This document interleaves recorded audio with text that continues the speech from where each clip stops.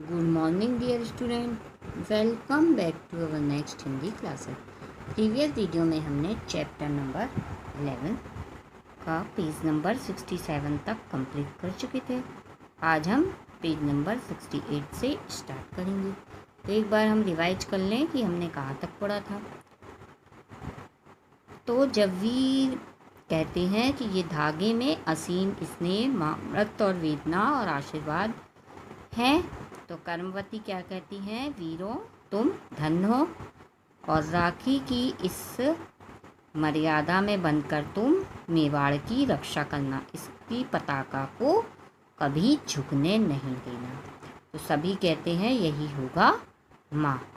फिर वो लड़ाई के लिए सब रणभूमि की तरफ चल देते हैं.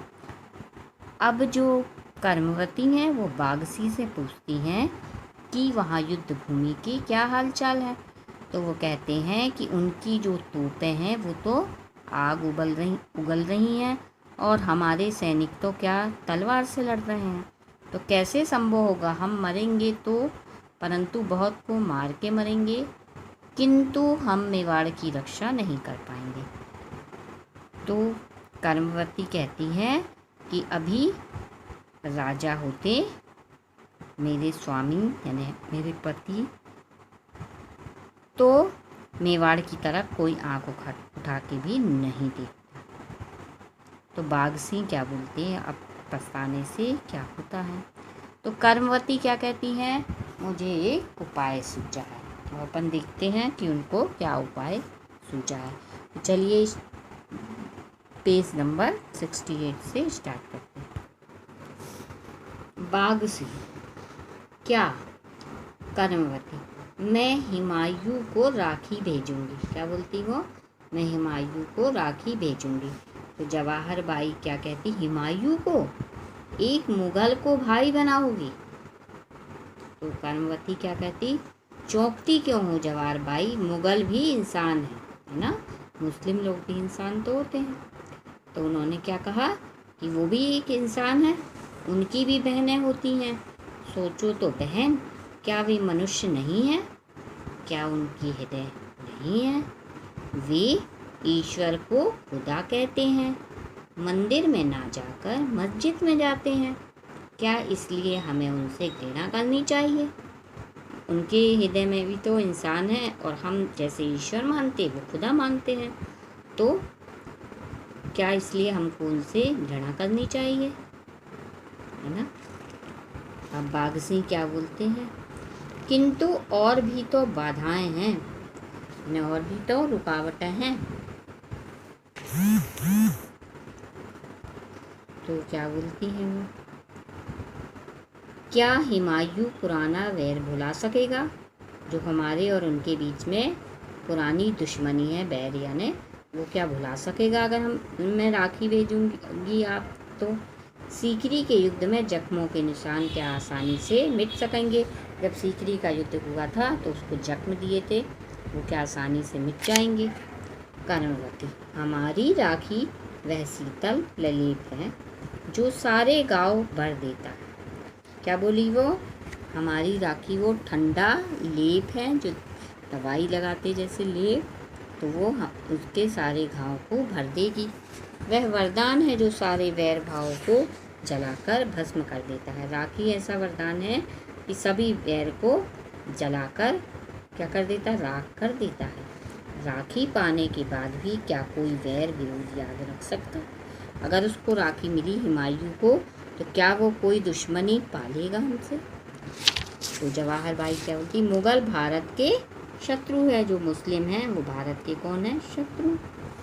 कर्मवती ऐसा ना कहो, उन्हें भी तो भारत में जीना मरना है, वो भी तो भारत में ही रहते हैं, तो वो क्यों शत्रुता लेंगे हमसे? हमारी तरह भारत उनकी भी जन्मभूमि हो चुकी है.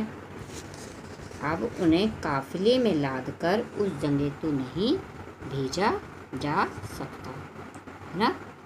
अब उनको क्या है? लोगों को सबको इकट्ठा करके काफिला बनाकर और कहीं दूसरी जगह भेज तो नहीं सकते. यहाँ जहाँ से उनके पूर्वज आए थे, यहाँ उनके जो पूर्वज थे पुराने लोग वो आए थे, उन्हें यहाँ रहना पड़ेगा और हमें उन्हें रखना होगा। वो यहीं रहेंगे और हमको भी उनको रखना पड़ेगा। वे हमें भाई समझें और हम उन्हें, यही स्वाभाविक है ना। ये सच है कि वो भी हमको भाई समझे और हम भी उनको भाई समझें। कुछ बताइए, इस विकट अवसर पर मेवाड़ की रक्षा का और कोई उपाय। अगर मैं उसको राखी नहीं भेजती हूँ तो मेवाड़ की फिर रक्षा कोई नहीं कर सकता, और इस समस्या का समाधान भी यही। बाघ सिंह जी, आप ही कुछ बताइए, आपकी क्या सहमति है। अब बाघ सिंह जी से पूछती हैं कि आपकी क्या सहमति है, यानी राय है, आप ही बताइए। अब पेज नंबर इस पे 69 पे आ जाइए। बाघ सिंह क्या बोलते हैं, हम तो आज्ञा पालन करना जानते हैं, सम्मति देना नहीं। क्या बोलते हैं, जैसी आज्ञा देंगी हम वैसा काम करेंगे, हम कोई सलाह देना नहीं जानते।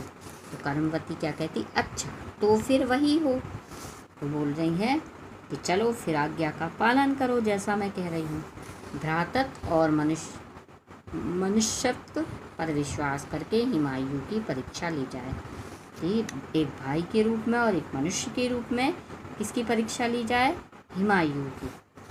लो यह राखी और यह पत्र आज ही दूत के साथ बादशाह हुमायूं के पास भेजिए। किसके पास भेज दीजिए, हुमायूं के पास। अब राखी और पत्र देती है, राखी और पत्र किसको देती है, बाघ सिंह को, कि ये भेज दो हुमायूं के पास। जवाहर भाई, अच्छी बात है, हम भी देखेंगे कि कौन कितने पानी में है। इस बहाने एक मुगल की मनुष्यता की परीक्षा हो जाएगी और यह भी प्रकट हो जाएगा कि एक राजपूतनी की राखी में कितनी ताकत है। क्या बोलती हैं वो, कि देखते हैं कि कौन कितने पानी में, कौन कितना मतलब सही है। इस बहाने क्या एक मुस्लिम की परीक्षा भी हो जाएगी और तुम्हारी एक ये भी हो जाएगा कि राजपूत की राखी में कितना दम है, और वो चली गई। फिर क्या होता है, बिहार में गंगा तट पर हुमायूं का फौजी डेरा। हुमायूं बिहार में गंगा का तट है, वहाँ पर फौजियों का यानी डेरा लगा हुआ, उन लोग तंबू गाड़ लेते हैं।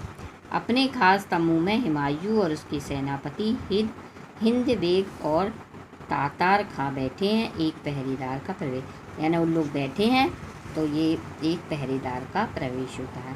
ठीक है बच्चों, आज के इस वीडियो में बस इतना ही। नेक्स्ट वीडियो में हम आपसे फिर मिलेंगे, तब तक के लिए टेक केयर। आप क्या करिएगा, रीडिंग करिएगा और CW कॉपी कंप्लीट करिएगा।